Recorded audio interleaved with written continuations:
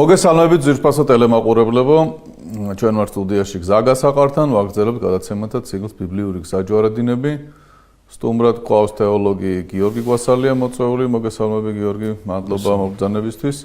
მაყურებელს მინდა მივმართო და უთხრა, რომ ჩვენ თხრობაში მოგვიწევს რამდენიმე თავით უკან გადმოსვლა.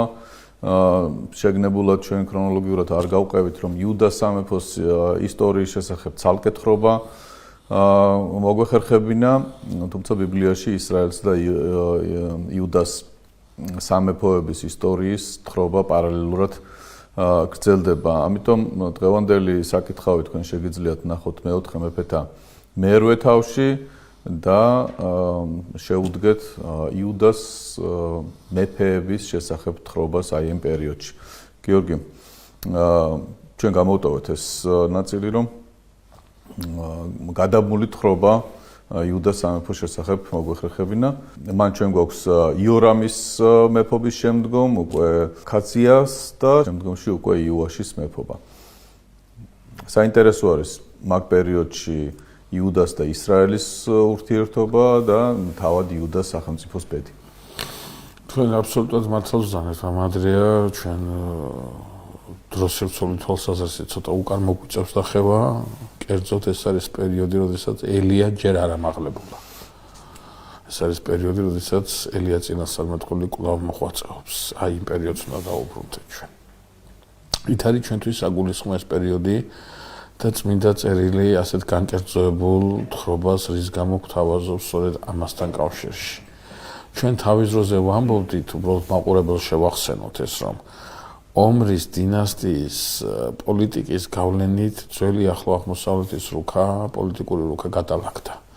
თუკი ჭადრაკისებურად იყო დალაგებული და ისრაელის სამეფოს მოკავშირე, ბუნებრივი მოკავშირე ეგვიპტე ხდებოდა ფინიკიასთან ერთად და ამით იუდას სამეფოს უქმნიდა პრობლემებს, ხოლო იუდას სამეფოს ბუნებრივი მოკავშირე სირია იყო და ის ისრაელს უქმნიდა პრობლემებს. ომრის პოლიტიკის შედეგად მოხდა იუდას და ისრაელის დამეგობრება, დაახლოება და უბრალოდ იმდენი საჭიროება აღარ იყო საგარეო პოლიტიკის თვალსაზრისით, რუქა ასე გადალაგებული იყო და ჩვენ თავის დროზე ვთქვით, რომ ეს დაახლოება, დამეგობრება საბოლოოდ გამოიწვია დინასტიური ქორწინება, რაც გამოიხატა ისრაელსა და იუდას სამეფოებს შორის უფრო დიდი დაახლოებით და ერთი შეხედვით ჩანს, რომ ეს სრულიად დადებითი მოვლენა იყო და არაფერი იყო აქ მიუღებელი და არაფერი იყო აქ ცუდი.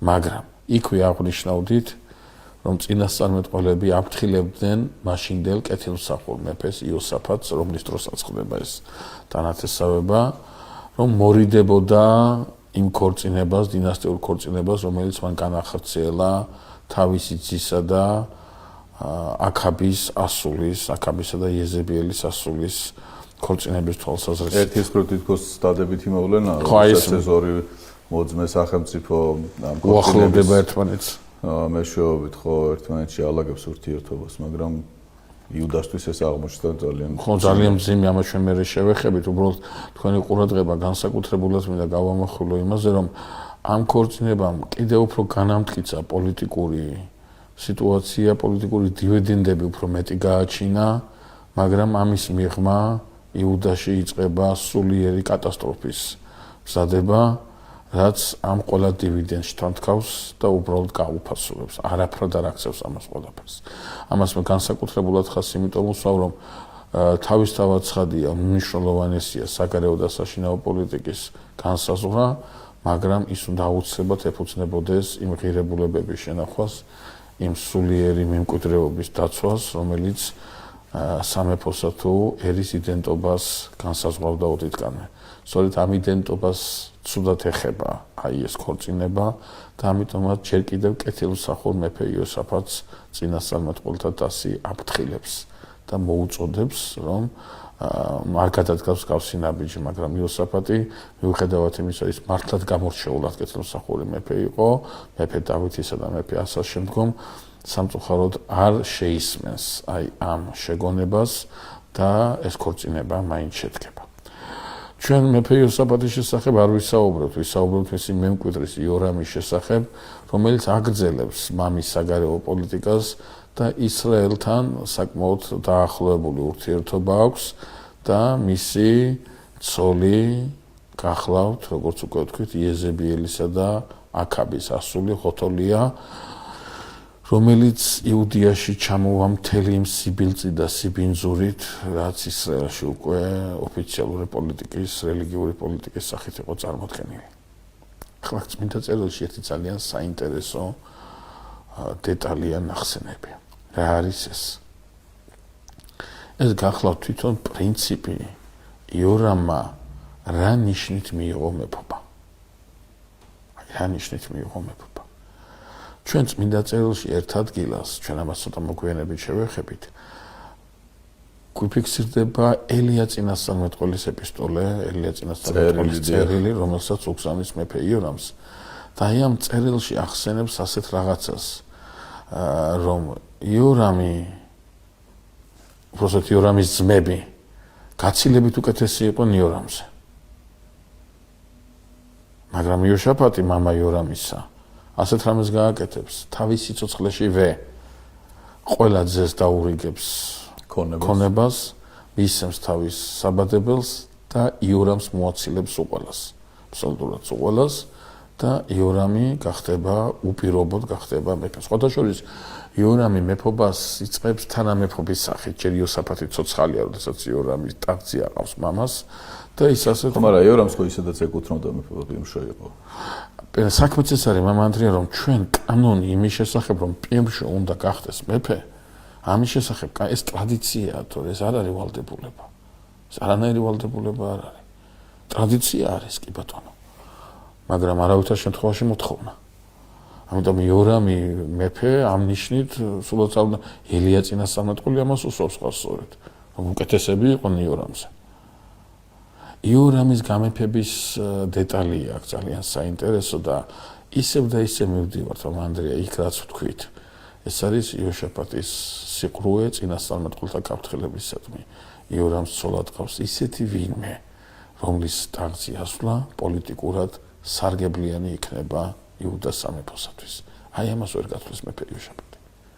აი აქ უშვებს ძალიან და შეიძლება იორამის ცოლის ამბავიც არის რომ იორამი მერე თავის ძმებს ამაში თავის თავაცხადია. თავის თავაცხადია ჩვენ 6 ძმა ყავს ხო? ხო და ჩვენ ყურადღებას რას ვაკეთებთ? არა მარტო ძმებს, არამედ თავრებს ძალიან ბევრი დიდგვაროვნებს იმას ისავს. უბრალოდ ჩვენ ყურადღებას ვაქცევთ მამ ანდრია გადაწყვეტილების პრაგმატულობას, რომელიც გარეგნულად ჩანს და ლოგიკას ექვემდებარება. და მის შედეგებს, რომელიც აშკარად აღმოჩნდება, რომ როგორ კვეთს ეს ღვთისგანგებულებას. ხო, უმძიმესი, როდესაც ჩვენ ამ აქ უბრალოდ ისეთი სიტუაცია არის უკვე, რომ ღვთისგანგებულების დანახვაც კი ძალიან ძნელი არის. აი აქ ანტიკუნთად იქ ელია წინასწარმეტყველის სიტყვას თუ მიაქცევს ვინმე ყურადღებას. ეს ისრაელში და იუდიაში აბსოლუტურად ხმამდგომარეობა იოშაფატის დროს იუდია საკმაოდ ისეთია, ტაძრის გარშემო შეკრებილია და მაგრამ ამ ყველაფერს რისი ელფერის დევს იცით მამა ანდრია რომ აი ეს ტაძრის გარშემო შეკრებილობა მაინც ხდება სოციალურ-პოლიტიკური ნიშნით და არა ღვთისმსახურებისა და ღირებულების. არა, დეგრადაცია მანდაც იქნება. კი, როგორ არა, კი, უპირობოდ. და თორე ესე იორამი არ მოიყვანდა აქაბის შვილს. კი, ეს პოლიტიკური ქორწინება უბრალოდ არ შედგებოდა. წინაპირობა აქვს ეს თქმავების და აღროვების და კი ბატონო ასე. გადახოვების ღვთისგანგებულებისგან. ნახეთ ახლა ყურადღება რას უნდა მივაქციოთ? ყურადღება იმას უნდა მივაქციოთ, რომ აი ეს პოლიტიკურად სარგებლიანი გადაწყვეტილება მომენტალურად როგორც კი იოსაფატი გარდაიცვლება და ერთპიროვნული მეფე ხდება იორამი, იორამის ზურგს უკან იწყებს მოქმედებას ის, რომელიც ზუსტად იმ სცენარს გავს, სცენარიც აქაბის ზურგს უკან მოქმედი იეზებიელით გავდა. იწყება მასიური ტერორი ღვთისმსახურების წინააღმდეგ.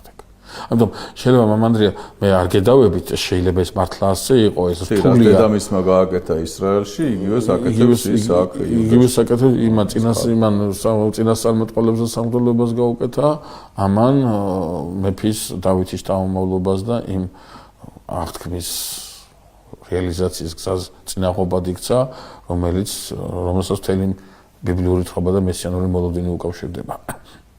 ანუ შესაძლებელია მამა ანდრია რომ მართლა საფრთხო განგებულების ხედვის და ჭრეტის მქონებელი კანტიკუნტად არის დარჩენილი ნამდვილად არ შევიდავებ ამაზე მაგრამ იოსაფატმა ხო იცის რა არის კარგი და რა არის ცუდი და ამას შეახსენებენ კიდევაც აი ამისადმი წაყროვებაა პრობლემა შეიძლება ერთი ვერ ხედავდეს რაღაცას მაგრამ ღმერთმა გამოგიგზავნოს ელიას მსგავსი ღმერთმა გამოგიგზავნოს სხვადასხვა წინასწარმეტყველის მსგავსი რომელსაც უნდა უსმინო შენ ვერ ხედავ მაგრამ სმენა უნდა შეგეძლოს აი მთელი პრობლემა გახლავთ ის რომ არ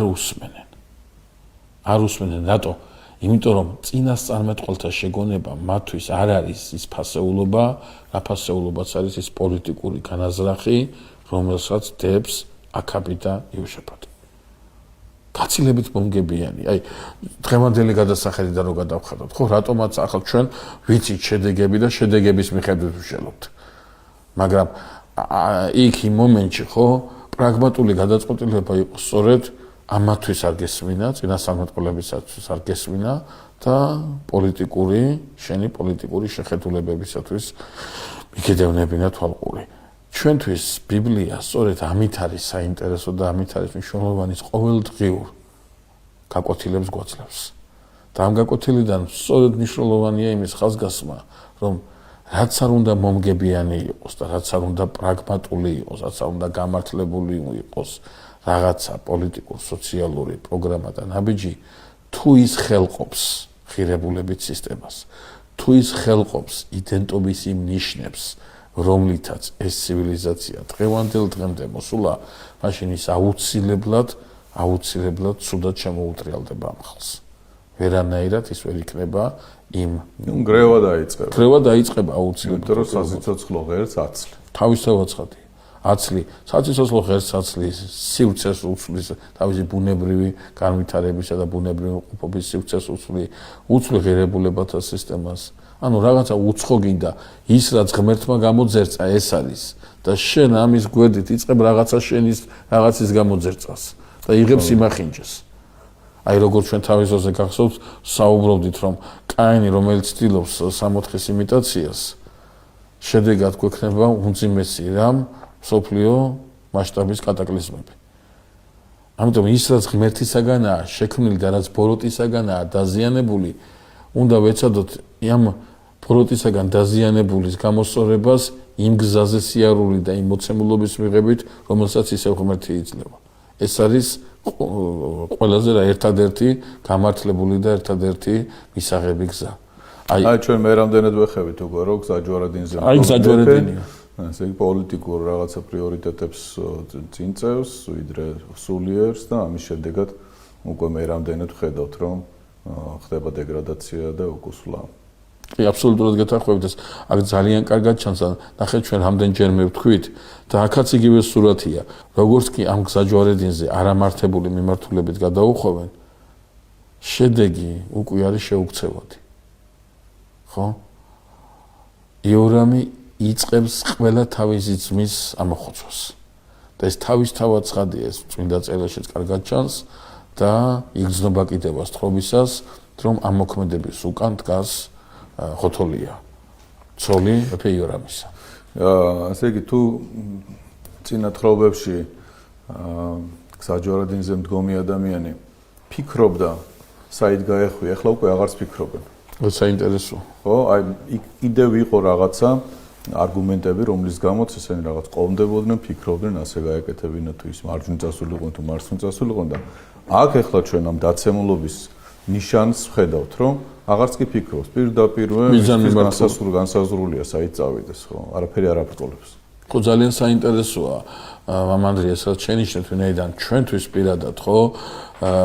ეს მომენტი ძალიან მნიშვნელოვანია, აი მაცხოვარი გვახსენდება, რომელიც ამბობს ასეთ საოცარ სიტყვებს. მისი ყველა სიტყვა საოცარია, ხო, ცოტა უხერხულად არ გამომივიდეს.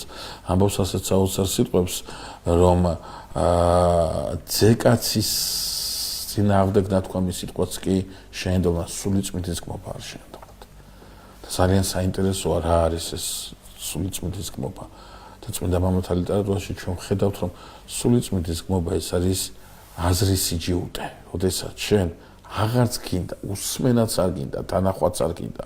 უბრალოდ გაქნა თქვამი რომ ეს მინდა და არ მიიღებ არაფერს. ამის გარდა არ მიიღებ უბრალოდ არაფერს. და ეს სულიწმინდის გმობის მიუტევებლობა, ეს დაცვალგება კი არ არის ყოლად მოსიყვარულე ღმერთისაგან. არა, ეს რეზუმირებაა.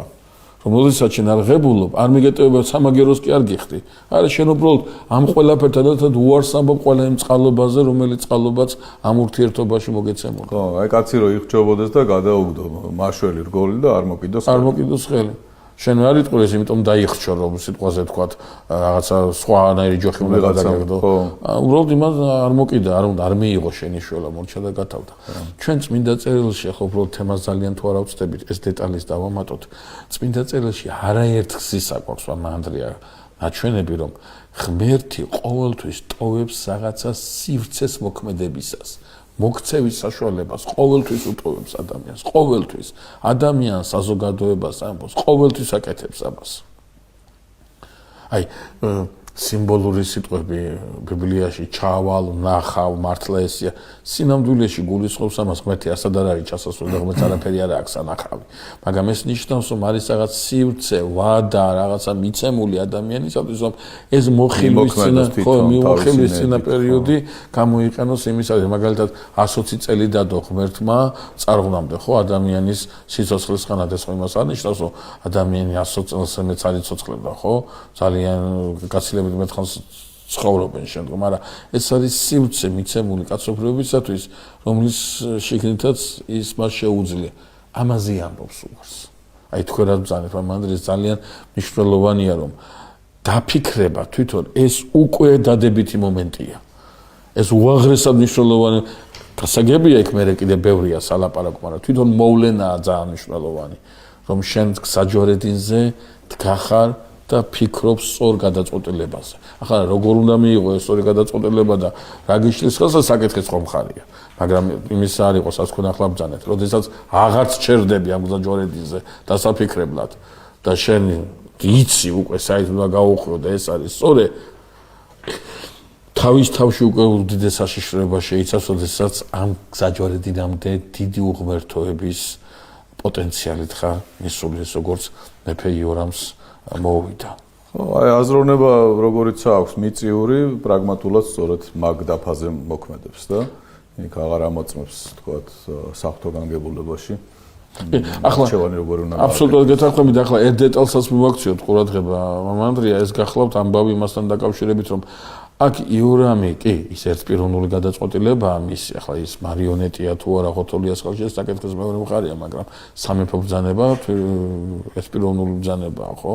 ეს არ ექვემდებარება, მაგრამ ემბლის ბრძანება რო გასცე და ამ ბრძანების სარგებლიანობაში რომ დაიმედებული იყო, შენ გარშემო ასეთი საზოგადოება უნდა არსებობდეს. და აი ხოთოლიას მთელი მზაკრობა მოგვიანებით გამოჩნდება, ძალიან კარგად გამოჩნდება.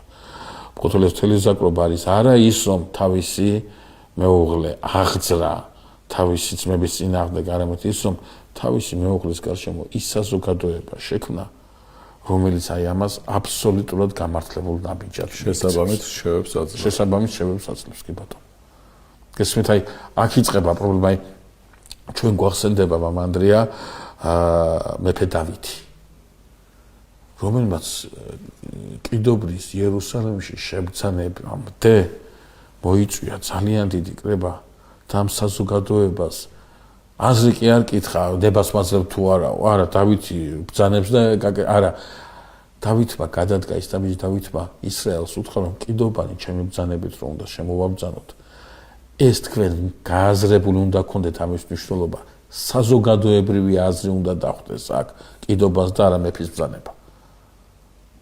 ეს უმნიშვნელოვანესი დეტალია. ამიტომაც არის, რომ დავითთან ღმერთი მეფობს, დავითის იმპერატიული ბრძანება კი არა, ღირებულებები მეფობს. დავითი უდიდეს ყურადღებას აქცევს. არა იმას, რომ მეფის ბრძანება შესრულდეს, არამედ ის, როგორ აზროვნებს საზოგადოება და როგორ თაობაზრდის საზოგადოება. ამაზეა ორიენტირებული დავითი. ეს ძალიან დიდი საიდუმლოა. ეს ძალიან პრინციპული დეტალია, რომელსაც უნდა ვითვალისწინებდეთ ყოველდღიურად, როდესაც ჩვენ ქვეყანაზე ვლაპარაკობთ. საზოგადოების მნიშვნელობა აქ ძალიან იკვეთება. და აი, როდესაც ჩვენ საუბრობთ მეფე იორამის შესახებ. იორამს მოდი ასე ვთქვათ, დაუფიქრებლობის მიზეზი, ხო, არ ვამართლებთ და ვაკეთილშობილებთ იორამის გადაწყვეტილებას, მაგრამ რეალურად რო შევხედოთ ისტორიულ მოვლენას, იორამის ამ საჯვარედილზე დაუფიქრებლობის მიზეზი ეს არის ის საზოგადოება, ის გარემო, რომელიც მის გარშემოა შეკრებილი. ამიტომაც წმინდა წერილი იტყვის, რომ იორამმა თავის საუკეთესო ძმები ამოხოცა და აი ეს ტერორი განახორციელა. ამის შემდეგ წმინდა წერილში ვკითხულობთ საოცარ სიტყვებს, რომელიც ელია წინასწარმეტყველის ეპისტოლის სახელით არის ცნობილი. და საინტერესოა, ელია ისრაელში და წერილს წერს იერუსალიმში. არც ერთი წერილი არ დაუწერია სამარიაში გასაგზავნად. არა, ეს წერილი იერუსალიმშია ჩასასვლელი. მანდრია გახსოვთ, ჩვენ თავის დროზე საუბრობდით იმასთან დაკავშირებით, ელიას უკვე გავლილი აქვს ესისა, ქორების მთაზეა ასული, იქ ღმერთის გამოცხადება მიღებულია, ელისე გამორჩეულია უკვე, დავალება იეჰუსა და აზაელის ხებასთან დაკავშირებით მიცემულია უკვე და ჩვენ მაშინ ვიკითხეთ. თუ ამ გზაზე გავლისას მას არ გაუვლია იერუსალიმში. თუ ის იუდეაში არ გაჩერებულა და არც ერთ ლევიტელთან, არც ერთ ღვთელთან, არც ერთ წინასწარმეტყველთან, რომლებიც არსებობენ აშკარად ხედავთ, არ ქონია რაიმე ურთიერთობა. არაფერი ფიქსირდება აბსოლუტურად. არც გარდამოცემა გვაქვს გავსი. რაღაცა ეს კაცი ასე უჩუმრად ჩადის გამოქცეული ეზებიელისაგან. მისი ეს უჩუმარობა, მისი ეს ფარულად გავლა ხარ უკავშირდება ღოთოლიას მიერ იმამინდის შექმნას, რა ამიდიც ისრაელში კარგახანია შექმნილი.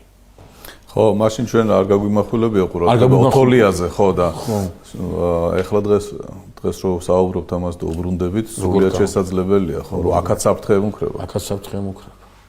ძალიან საინტერესოა ეს დეტალი და იქ იზებიელი, აქ ეს ღოთოლია და ჩვენ ვხედავთ რომ მთელი ეს ძველი აღთქმის ეკლესიის სივრცე, რომელიც ორ პოლიტიკურ ერთეულადაა დაყოფილი, ორი უგარყვნილესი, კებთაყვანისმცემელი, სნედაცემული ქალის იმაზეა აგებული, დედაშვილის შეხედულებებზეა და სურვილებზეა აგებული.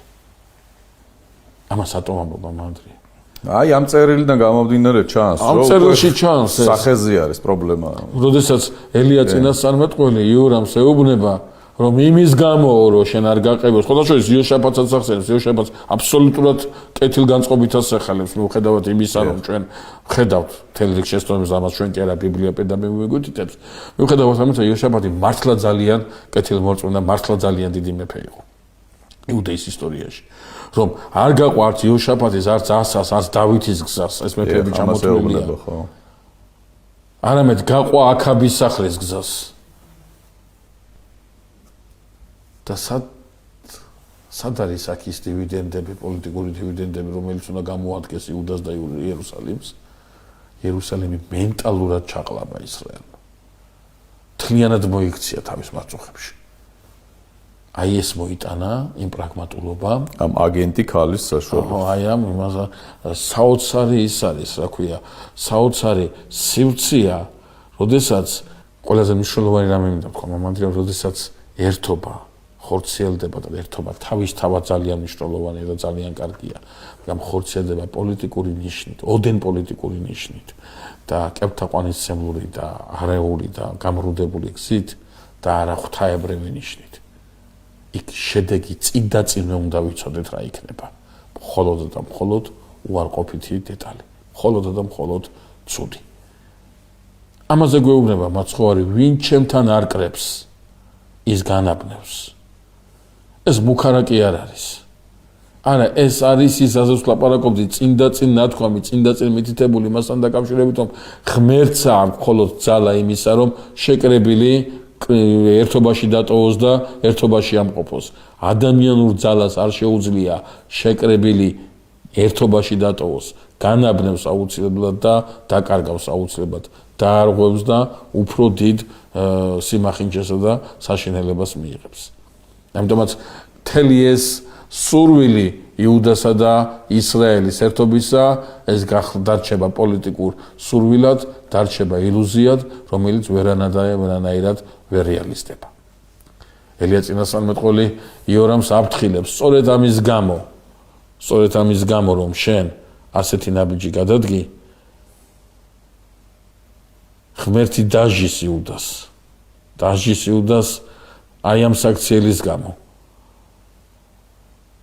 ფილისტიმელები და არაბები შემოესევიან იუდას და აოხრებენ მას. ანუ ნახეთ, ის სამხრეთის მიმართულებით, რომ პრობლემა არ უნდა კონდეს იუდას და ამის გულისთვის პოლიტიკურად ეკეკლოცება ისრაელს, სწორედ იქიდან იუდას ძალიან დიდი პრობლემები დაეწყება. იორამის დროს ედომის სამეფოც განუდგება იუდას და თუ რაიმე საყრდენი ქონდა საგარეო პოლიტიკის თვალსაზრისით, იუდა იორამის დროს ამას ყველაფერს შემოიცლის და დაკარგავს. დაცარიელდება, გესმით, აი რასაც ეყნობოდა, რაც უდოდა, აღარაფერი ხელში აღარ დარჩება. რატო? იმიტომ რომ აღარ არის ღმერთთან. აღარ არის იმასთან, ვინც არის ამ ყველაფრის გარანტი, ამ ძლიერების, ამ სიმტკიცის და ასე შემდგომ და ასე შემდგომ. დიდი სნეულებითაც დასნეულდება. ნაწლავები გარეთ გექნებაო გადმოყრილი, იმდენად ტკივნეული იქნებაო შენი ტკივილები და მომხედავიც არავინ იქნება შენი. და ეს მართლაც ასე მოხდება. მას შემდეგ რაც ედომის წინააღმდეგ გამართულ სამხედრო ექსპედიციას იორამი წარუმატებლად დაასრულებს და ედომი განუდგება ისრაელს, აი ამის შემდგომ ხდება არაბული და ხდება ფილისტიმური ძალების შემოსვლა სამხრეთიდან, იუდას სამხრეთიდან და ხდება იერუსალიმის სრული გაძარცვა და სრული გაპარტახება. და რა ძალიან საინტერესოა, ასევე ახდება მამაო, ეს წინასწარმეტყველება უმძიმეს ისინი დასნეულდება იორამი და გარდაცვალებამდე ერთი წლით ადრე ეს ისინი იმდენად ისაა, რომ აი ნაწლავები გარეთ ეყარაო, ანუ ვერც ეკარება ვერავინ, იმდენად რომ ეს შეხება რიტუალურ გაუწმინდურებასაც გულისხმობდა და საერთოდ აი სიბინძურეში და სისასის არც დაიტირეს ის სამეფო პატივიც არ იმას საქმეს იორამს. იორამმა აბსოლუტურად გაანიავა ყველაფერი და ამის ზოგს უკან პოლიტიკურად კმაყოფილი ხოთოლია გვევლინება. რომელიც იწყებს ზრუნვას თვითონ იყოს მეფე. რომელიც ახლა ამან ყველაზე დიდი სადარდებელი და საზრუნავი ესაა, რომ შეინარჩუნოს მეფე. შეინარჩუნოს. ხა საინტერესოა კიდე რა თხრობა. აი ამ ლაშქრობის დროს აი დეტალს მივაქციოთ რა ყურადღება. თავისი ძმები და ისინი ხო იორამა თავისი ხელით ამოხოცა. და აი ამ ლაშქრობის დროს, ამ ომის დროს იორამის შვილები ერთის გარდა, ოქოზიას გარდა, ყველა გაწყვეტა მტერმა. ეს გვეუბნება წმინდა წერილი, გვეუბნება დავითის სანთელი ფშუტავს ჩაქრობის პირასა. ლამპარი დატოვა მაინც მერტ. ხო, დატოვა, მაგრამ აი ფშუტავს. ცაცაა ჩაქრება. და ჩვენ ვიცით ეს რო ჩაქრება, ამის შემდეგ უნდა მოვიდეს ის დრო, როდესაც უკვე ჭეშმარიტი მეფე მობრძანდება, დავითის ჭეშმარიტი მემკვიდრე მობრძანდება სამეფო ტახტზე და თავის უნივერსალურ და საყოველთაო სამეფოს დაარსებს. ეს საოცარი არის ახლა მთელს ამ ბოლო პერიოდის ისრაელის და იუდეის ისტორიას რო უყურებთ. ჩვენ ახლა როდესაც ახალ აღქმას ვარჩევთ და ეგზეგეტიკას ვკითხულობთ და მიმოხილვას იმდროინდელი ისტორიის, იქ საუბარი არის, რომ მომწიფდა ჟამი, დადგა დრო, მოვიდა ის, როდესაც ყველა ავადმყოფობა გამოვლინდა, როდესაც აი ექიმი მაშინ მოდის, როდესაც ყველა ნიშანი ავადმყოფობის გამოვლენილია, რომ ერთიანად თლიანად უმკურნალოს ამს ყველაფერს და ეხლა ჩვენ ყვებით აი ამას და კარგი იქნება მაყურებელმა გაამახვილოს ყურადღება იმაზე, როგორ მძიმდება თანდათან აი ეს ვითარება და აი ამისი გაგრძელება იქნება ის წინა პერიოდი, როდესაც მაცხოვარი ამ ქვეყნად უნდა მოვიდეს და ისრაელის აი ამ მძიმე მდგომარეობაში ჩავარდნილი ქვეყნის მისი რჩეული ერის გამოსახსნელად განხორციელდეს უფალი. ჩვენ ამას აუცილებლად მივაქცევთ თავის დროზე ყურადღებას, როდესაც მესიის საყოველთაო მოლოდინია. ეს მოლოდინი ამითაც არის ნაკარნახევი, ამოწურულია ყველაფერი. გამოსავალი აღარ აი ამოწურულია, ყველაფერი არის ამოწურული. ყველა წინასწარმეტყველება მოსვლასთან და ნიშნებთან დაკავშირებით შესრულებული. აი აღარაფერი აღარ დარჩა. აღარაფერი აღარ დარჩა. ჩვენ ვისაუბრებთ ვერი ამის შესახებ. უბრალოდ თქვენ რაც თქვით, რომ ანდრია მე მახსენდება ორი წმინდა მამის, რომელმაც ორ სხვადასხვა ადგილას, სხვადასხვა დროს სრულიად განსხვავებულ სიტუაციებში ერთი და იგივე პასუხი გასცა კითხვას. რატომ მოვიდა იესო ქრისტე მაშინ, როდესაც მოვიდა და არა ვთქვათ ადრიან გვიან. ეს არის წმინდა გრიგოლ ღვთისმეტყველი, ეს არის წმინდა გრიგოლ ნოსელი. ამის მერე სხვა განსხვავებული არავის უთქვავს და შეგვიძლია მთელ საეკლესიო თანხმობა და სწავლებადაც კი მივიღოთ. სრულიად სხვადასხვა ადგილას, სხვადასხვა დროს პასუხობენ ამ კითხვას და პასუხობენ ერთ და იგივე პასუხი აქვთ. მოვიდა მაშინ, როდესაც ცოდვამ თავისი თავი მთლიანად გამოავლინა. ანუ აწირაც ხდება, ეს არის არა რაღაც სიახლე, არამედ ეს არის ახალ ფორმაში, ახალ იმაში შეფუთული ის სიძველე, რომელიც უკვე დაამარცხა და რომელიც მას საქმე რა ქვია, რომლის მეუფებაც დაამარცხა ჩვენმა მაცხოვარმა.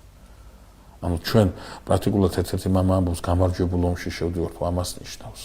რომ ჩვენ ყველაფერი თვალწინა ხა მივიღებთ, არ მივიღებთ, დავინახავთ, არ დავინახავთ. ეს საკითხი. დადგები ამ გზაზე არ დადგები შენი არჩევანი. უბრალოდ ახლა ჩვენ რომ დაუბრუნდეთ აფრთხობას და დასასრულისკენ წავიყვანოთ, ეს რობა ნახეთ მამ ანდრიას შესაქმე იორამის ხელით.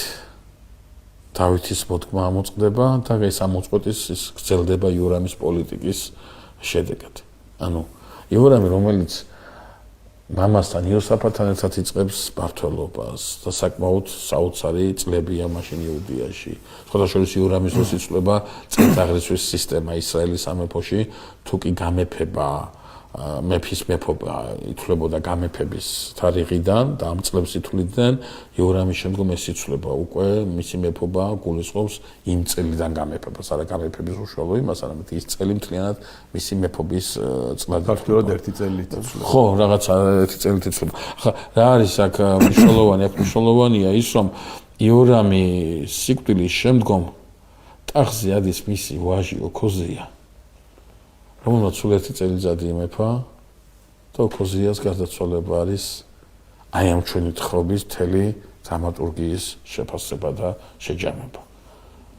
ის ადგას იორამის გზას, ის ადგას დედამისის გზას, ღოთოლიას გზას და ის ერთება როგორც იორამი ჩაერთო სირიის წინააღმდეგ არსებულ დაპირისპირებაში, ის ასევე აგრძელებს ამ საგარეო პოლიტიკას და როდესაც ჩადის ისრაელში და მე ჩემს ჩვენს უნდა გავახსენო ეს პერიოდია, ზუსტად ის პერიოდი, როდესაც იეჰუს ცხო ელისესგან გაგზავნილმა მან აქვე მორჩილმა წინასწარმეტყველმა და იეჰუმ აჯანყება გამოაცხადა აქაბის სახლის წინააღმდეგ და როდესაც აი იეჰუ მოდის და იორამი გაუგზავნის, იორამი ამ შემთხვევაში აქაბის ისრაელის მეფე იორამი გაუგზავნის იმას აქვე ელჩებს და ხომშვიდობით არის გეკითხება შემშვიდობას და ორი მასო დაიტოვებს თავისთან და მოკლავს იმას აქვე ისრაელის მეფე იორამს. აი სწორედ აქ ოქოზია, რომელიც ჩასულია სანახავად დაჭრილი იორამის სანახავად და სხვათა შორის ჩასულია იუდას მთავრებთან ერთად. ხო, იქ ესია რა თქმა უნდა, რომ იეჰუმ ყველას ამოწყვიტავს მთავრებსაც და იეჰუს ბრძანებით, იორამსაც და იეჰუს ბრძანებით, როგორც იორამის მოკავშირე, ოქოზიაც სიკვდილით იქნება დაჭრილი, უბრალოდ ოქოზიას გვამს წამოასვენებენ და იერუსალიმში მეფეთა საფლავში დააკრძალავენ, ამის უფლებას მისცემს იეჰუ. იმას აქვე და მეფიშვი იოსაფატის პატივისცემით გააკეთებს ამას თვითონ იეჰუც. და აი აქ ჩვენ ხედავთ საოცარ რამეს. აქ ჩვენ ხედავთ, რომ ოქოზიას სიკვდილის შემდგომ აღარავინ დარჩა დავითის მოდგმიდან, დავითის ლამპარი საკმაოდ დაბალ ათებას იძლევა, ბჟუტავია ძალიან, აი წუთი წუთზე უნდა ჩაქრეს და სწორედ აი ამ დროს ის სიბნელე, ის იმახინჯი, რომელიც ღოთოლიას სახით არის ჩამოსული იუდაში, იწყებს 6 წლიან ტერორს იუდას სამეფოში. მოიშორებს ყველას მოიშორებს ყველას, ესე იგი და იწყებს მეფობას. ესე იგი ჩვენ რას ხედავთ, იცით? ჩვენ ხედავთ მთელ სარგებელს იმისას, რაც თავის ძროზე უნდა დაენახათ მეფეებს, რომლებიც ღვთისგზით არ მიდიოდნენ. გიორგი, დიდი მადლობა. ჩვენი გადაცემა დასასრულს უახლოვდება. შემდგომში ჩვენ გვაქვს იუაშის გამეფების შესახებ თხრობა რიგში. დიახ. და ოთოლიას ტერორი და ოთოლიას ტერორი და ხო იუაშის ჯერ როგორ გადარჩა იუაში და მე როგორ გამეფდა და ამას ალბათ შემდეგ გადაცემაში მევახერხებთ ამ თხრობის ჩატევას. მადლობას გიხდი მოგზაურებისთვის, მაყურებელს დავემშვიდობები, შევახსენებ რომ დღევანდელი თხრობის შესაბამისი საკითხავი მეოთხე მეფეთა მერვე თავში არის გადმოცემული. მომავალ გადაცემაში ჩვენ ვისაუბრებთ კვლავ იუდეის მეფეების შესახებ და ამით დაგემშვიდობებით დღეს მომავალ შეხვედრამდე კარგად ბრძანდებოდეთ.